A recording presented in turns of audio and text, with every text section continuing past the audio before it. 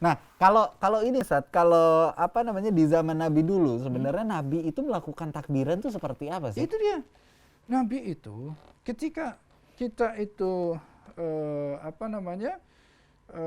dari rumah subuh itu keluar, ya, sampai ke lapangan, disinilah sebetulnya takbiran ini. Gitu. Jadi sebetulnya dilakukan ketika menyambut sholat idnya, itu takbirannya. Gitu. Jadi bukan dari ketika Id Mubarak gitu ya, misalnya malam gitu, Habis maghrib gitu, kemudian dari situ sampai ke ini enggak. Tapi yang dilakukan adalah memperbanyak takbir dari mulai subuh ya sampai ke sholat Idnya. Gitu. Ini memperbanyak ini. Berbeda dengan takbiran Idul Adha gitu. Kalau takbiran Idul Adha, lain lagi urusannya, karena ada hari tasyriknya kan, hari-hari itu takbirannya. Iya. 3 hari ya satu. Iya, nah ini suka kecampur-campur orang itu. Gitu. Jadi kalau yang namanya Idul Adha itu festif, berbeda dengan Idul Fitri. Idul Adha itu kan, kalau Idul Fitri gini, kita hari raya nggak boleh puasa. Ayo kita merayakan hari raya. Oke, besoknya udah boleh sawalan ya nggak? Artinya kita diingatkan kembali kepada hal di mana kita ini, oh iya kita kemarin sudah mengendalikan nafsu, kita sudah ini, ayo kita kembali lagi, kita istiqomahkan kan gitu. Nah kalau yang namanya Idul Adha, lu nggak boleh puasa lu, berapa hari, ini hari tasyrik lu nggak boleh puasa, kita potong kambing, ayo bagi-bagi, ayo semuanya ikut, ayo kita makan-makan dan lain-lain kan gitu. Iya. Nah jadi artinya sebetulnya libur saja yang lebih banyak seharusnya di Idul Adha, bukan di Idul Fitri, di Idul Kurban. Karena kan tadi ada hari tasyrik dan lain-lain, ya kan? Kalau Idul Fitri kan hanya 1 hari rayanya. Kalau Idul Adha hari rayanya panjang, takbirannya panjang, kan gitu. Terus kemudian berbagi di sana, berbaginya juga semua diharapkan untuk menikmati yang namanya hewan kurban dan lain-lain gitu. Nah artinya THR-nya harus lebih. Jadi untuk THR harus ada dua. Idul Fitri dapet, sama Idul Adha. Idul Adha juga dapat. Tapi yang lebih banyak Idul Adha. Iya. Karena harus bagi-bagi. Dengar gitu. Sepakat kan? Sepakat nih, paling demen nih kalau ngundang Ustadz begini nih. Masya Allah. Ustadz, tapi sebenarnya apa sih manfaat dari takbir itu sendiri untuk kitanya pribadi, Ustadz? Nah, kalau manfaatnya itu tentu ya begini. Ketika kita takbir, kan misalnya kita seperti misalnya gini, takbiratul ihram ketika sholat misalnya, atau takbiratul qiyam ketika kita sholat, ketika kita berdiri, itu sebetulnya menegaskan kepada diri kita bentuk afirmasi bahwa apa yang kita lakukan itu dalam rangka mengagungkan Allah. Allahu Akbar, kan gitu. Ya. Nah apa-apa yang kita lakukan semua ini di bulan Ramadan, di bulan-bulan yang lain, semata-mata untuk apa? Untuk mengagungkan Allah.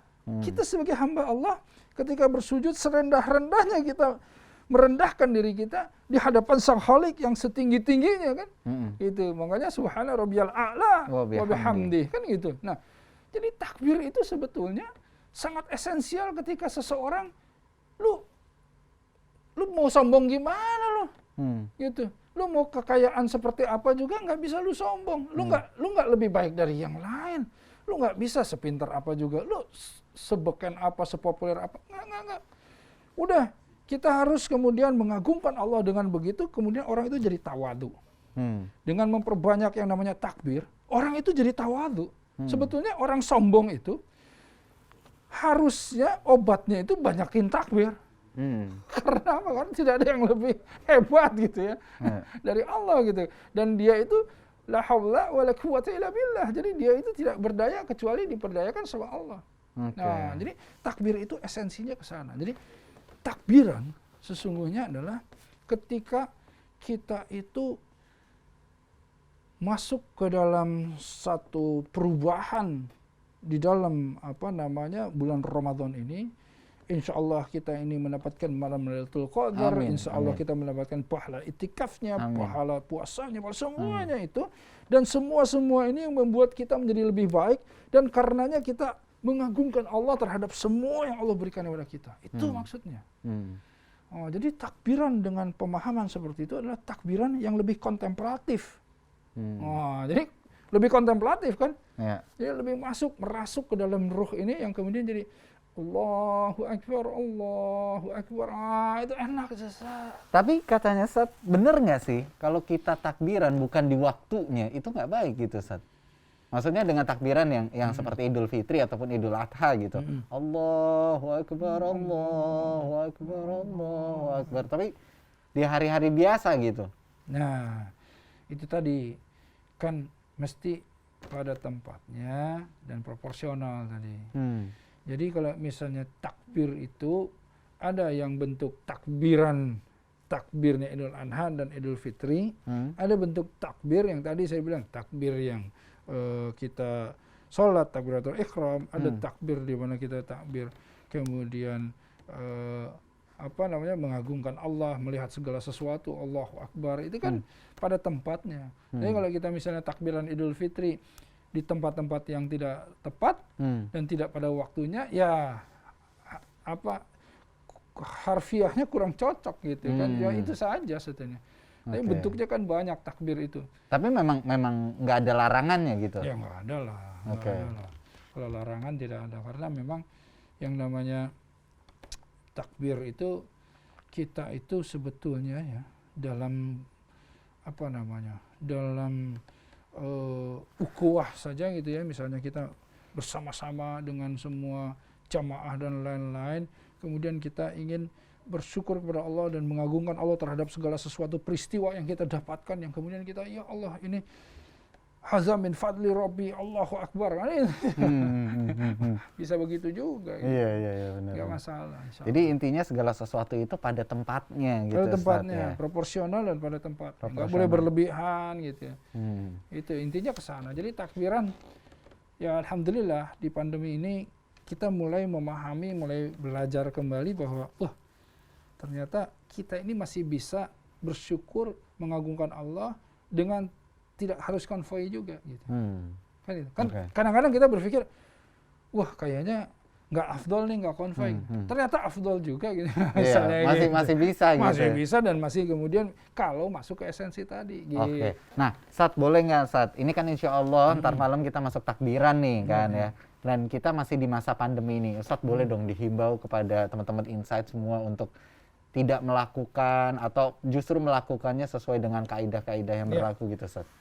Ya, untuk teman-teman Insight semuanya ya, sobat-sobat Insight semuanya, begini, alhamdulillah kita ini sudah menjalankan Ramadan ini ya dengan gigih, dengan ketekunan, dengan ketaatan, dengan ketakwaan kepada Allah ya, yang optimal ya, masing-masing beda itu kadar optimalnya.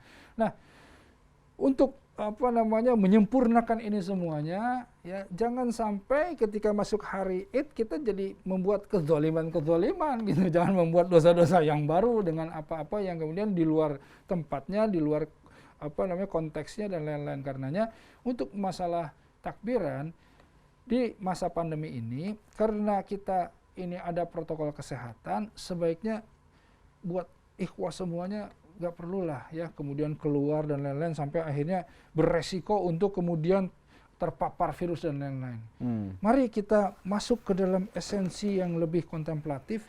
Kita takbiran dengan dengan kita takbir di dalam masjid, di dalam rumah-rumah kita, dengan keluarga atau dengan kesendirian, tidak apa-apa, tapi yang penting hadirkan Allah dalam diri kita. Hadirkan Allah dalam diri kita, agungkan Allah, dan dari situ kalau kemudian ada daerah-daerah yang bisa melaksanakan sholat Id ya, yang alhamdulillah ya, tapi tidak semua daerah ya kan ada peraturannya. Nah, dari mulai subuh itu kemudian perbanyaklah takbir ketika sholat Id. Nah, di sini perbanyak di sininya. Siap. Barakallah Ustaz. Syukron, terima kasih atas apa yang disampaikan teman-teman Insight semuanya. Kita udah selesai ya podcast Insight-nya hari ini barengan sama Ustadz Erik Yusuf. Insya Allah apa yang disampaikan sama Ustadz tadi bisa kita cerna dengan baik, ilmunya bisa kita terima dan jadi keberkahan juga untuk diri kita pada khususnya dan untuk teman-teman semua pada umumnya. Dan kalau ada perbedaan jangan pernah dibawa baper sama sekali ya. Namanya perbedaan harus dijunjung tinggi, saling menghargai, itu yang cakep yang kayak begitu. Buka mata, buka hati, buka pikiran. Ilmu nanti masuk dengan sendirinya. Kalau kita buka mata, buka hati, dan buka pikiran ya. Jauh dari lubuk hati, kita tahu nilai-nilai dari kebaikan dan juga kebenaran. Akhirnya saya Sahil Mulahela dan juga Ustadz Erik Yusuf harus pamit undur diri dulu. Tapi buat teman-teman Insight jangan kemana-mana dulu. Karena abis ini masih akan ada info-info menarik seputar Ramadan. Ini dia.